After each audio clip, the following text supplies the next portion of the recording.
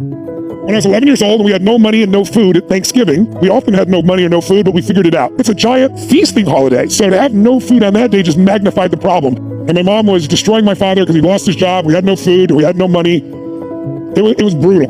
And I have a younger brother, younger sister, and I'm trying to keep them from hearing all this in the other room. And then there's a knock at the door that completely changed my life. And I go to answer the door, and there's a tall guy there. I'm just a kid at the time, I'm 11. And he's got these 2 giant bags of groceries in his hand, and there was a pot with an uncooked turkey at his feet that he'd obviously set there. And he said, "Is your father home?" And I said, "Just one moment." I was so freaking excited. My dad was screaming through the door, banging on the door, screaming at my mother. She'd been screaming at him. I said, Dad, there's somebody at the door for you." He goes, "You answer it." I said, "I answered it. He wants to talk to you." "What is it?" I said, "I don't know." Inside, I was so excited to see him. I said, "We're going to have a Thanksgiving."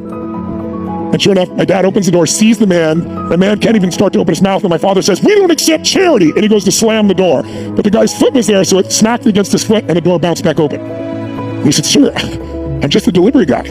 Somebody knows you're having a tough time. Everybody has a tough time at times, and they want you to have a great Thanksgiving. I'm just delivering it."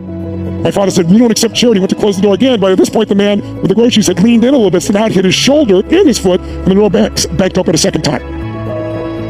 My father said, "We don't accept charity." And the guy looked at me and said, "Sir, sir." And then there's a moment of exasperation on his face, and then he saw me. And I'll never forget this moment as long as I live. He pointed at me and he said to my father, "Don't let your ego get in the way of helping your family."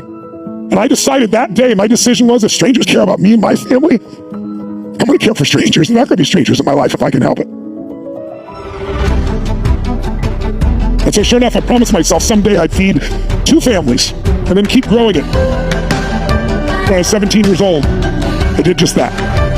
I was not financially set, but I'd saved a little bit of money, and I was like, this is my chance. Thanksgiving's coming. I want to give back for that beautiful day. I looked in the rearview mirror as I was moving back, and I saw Mama and the 4 boys on this tiny little patio, and they got these huge smiles, and she's crying uncontrollably with this giant smile on her face.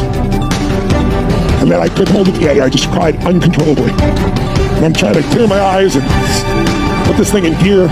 And I'm thinking to myself, why am I crying? This is a beautiful thing. But I realized in that moment that the worst day of my life had become the best day of my life.